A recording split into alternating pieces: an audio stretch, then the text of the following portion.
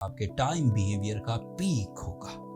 इसमें से जो बेनिफिट्स मिलेंगे वो गैर मामूली हैं। जो अपनी रूटीन लाइफ में हर वक्त उलझे रहते हैं वो ज़्यादा इमोशनल होंगे, ज़्यादा रोमांटिक होंगे, ज़्यादा लविंग, ज़्यादा केयरिंग, ज़्यादा डिसिप्लिन्ड लाइफ गुजारेंगे। आप एक लोअर लेवल पर काम कर रहे थे जबकि आप उससे ज़्यादा हाई लेवल के आदमी थे, तो अब आपके अंदर वो अप्रोच बढ़ेगी कि मुझे इससे ज़्यादा अच्छे लेवल्स पर काम करना है।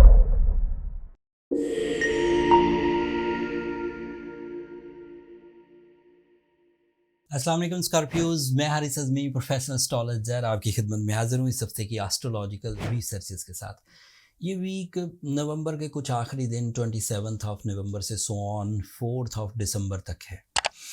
एस्ट्रोलॉजिकली इन 6-7 दिनों में 3 इवेंट्स हैं जो स्कॉर्पियो नेचर पर जज्बाती कैफियत, plans, mind abilities, relationships, even spiritual जो एलिमेंट्स हैं उन पर गहरा असर छोड़ेंगे।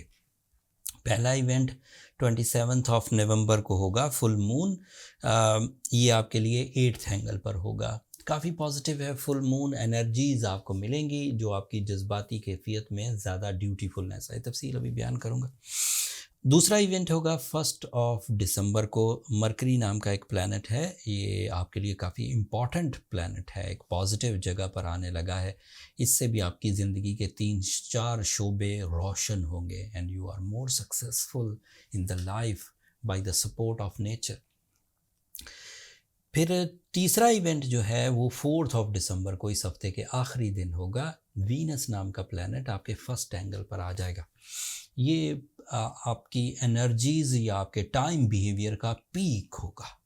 इसमें से जो बेनिफिट्स मिलेंगे वो गैर मामूली हैं। सब वन बाय वन बयान करूँगा। अभी कुछ चीज़ें पिछले हफ्तों से ही तसलसल में हैं, जैसे मार्स आपका रूलिंग प्लैनेट आपके सेकंड एंगल पर है। This is ideal for your financial status. सूरज भी आपके सेकंड एंगल पर है। This is ideal for your career, for your job, for your वो जो ख्वाहिशों की तकमील है, dominating skill, leadership quality, face values, ये सूरज की वजह से जो 3 नई तब्दीलियां आने लगी हैं उनमें से जब वीनस आपके फर्स्ट एंगल पर आएगा तो this is a big change. एक तो वीनस आपके लिए लव लाइफ का बहुत बड़ा सपोर्ट है। ऐसे तमाम स्कॉर्पियोज जो अपनी रूटीन लाइफ में हर वक्त उलझे रहते हैं वो ज़्यादा इमोशनल होंगे, ज़्यादा रोमांटिक होंगे, ज़्यादा लविंग, ज़्यादा केयरिंग, ज़्यादा डिसिप्लिन्ड लाइफ गुजारेंगे। रिलेशनशिप की ये फेवर आपके लिए न्यू रिलेशनशिप अचीवमेंट्स की वजह भी बनेंगी, चाहे वो सोशल कनेक्शंस हों, लव लाइफ हो, या अगर आप ऑलरेडी किसी रिलेशन में हैं तो उसमें ग्रोथ की वजह बनेगी फॉर श्योर।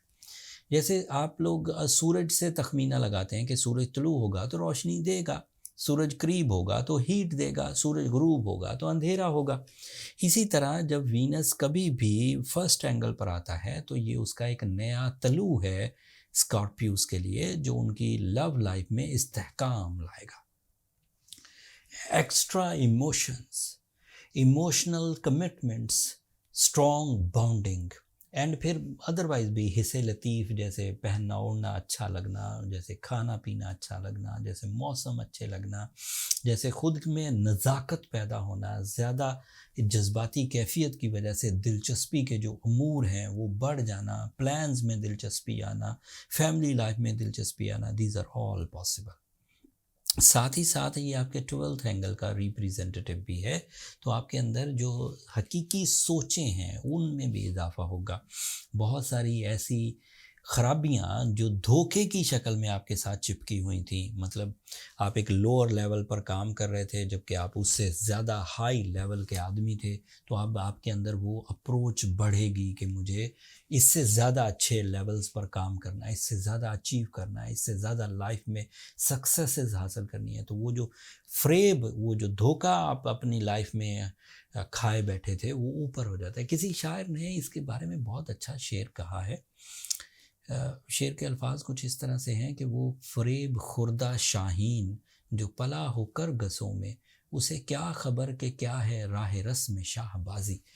अगर कोई शाहीन गिद्धों में पला हो उसे अपना असल स्टेटस भूल जाता है, वो जो असल स्टेटस की तरफ उसकी दोबारा तवज्जो मरकूज़ होती है, दोबारा वो अपने रियल लेवल्स को टच करने की जो उसके अंदर तड़प पैदा होती है, वो वीनस जब अच्छी फॉर्म में आता है स्कॉर्पियोज़ के लिए तब पैदा होती है। सो दिस इज़ एक्सपेक्टेड कि आप अपनी उस ख़राब या मेरिट लेस लाइफ से बाहर आने के लिए तड़प आपके अंदर मुयस्सर आएगी।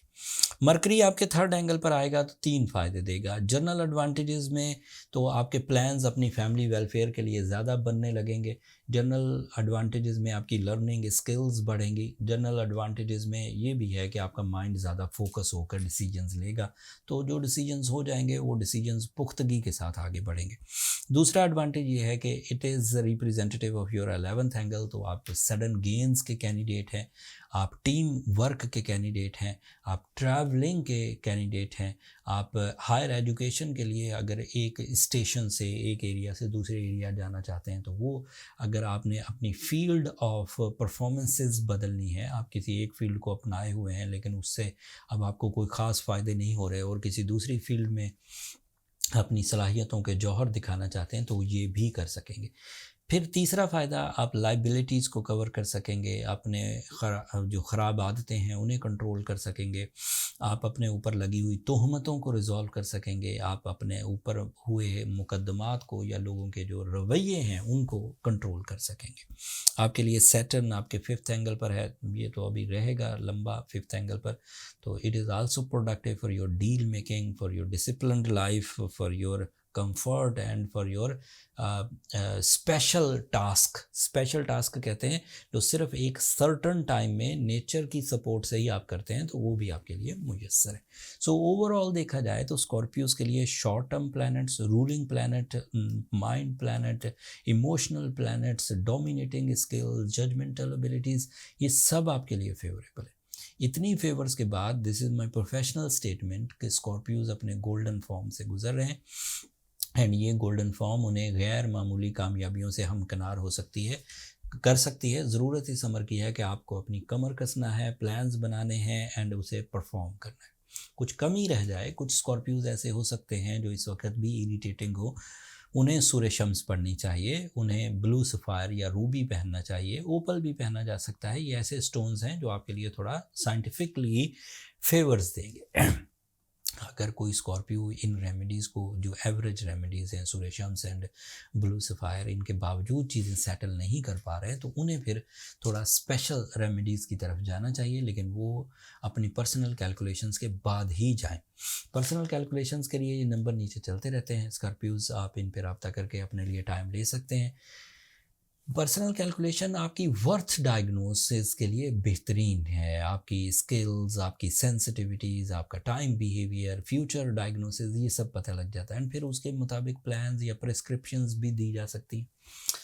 ये जो मैंने मरकरी की आपको एडवांटेजेस बयान किए, ये अगले हफ्ते बदल जाएंगे क्योंकि इसने 10 तारीख को रेट्रोग्रेड हो जाना है। वो अगले हफ्ते में एग्जिस्ट करती हैं चीज़ें, इसलिए मैंने अभी बयान नहीं की, लेकिन क्लू इसलिए दे दिया कि आपको 1 दिसंबर से 9 दिसंबर तक का टाइम मिलेगा। सो आपको ज़रा तेज़ी दिखाना होगी, चीज़ों को तेज़ी से डील करना होगा। That's all from my end scorpios. अगर मेरी ये कोशिशें, अगर मेरा ये बर वक्त आपको टाइम बिहेवियर्स के बारे में अवेयरनेस देना पसंद आता हो तो अपनी दुआओं में मुझे और मेरी टीम को ज़रूर याद रखिएगा। चैनल को सब्सक्राइब करना मत भूलिएगा। आप लोगों की सब्सक्रिप्शन हमारी हौसला अफजाई की वजह बनती है। अगले हफ्ते तक के लिए अल्लाह ने के बाद।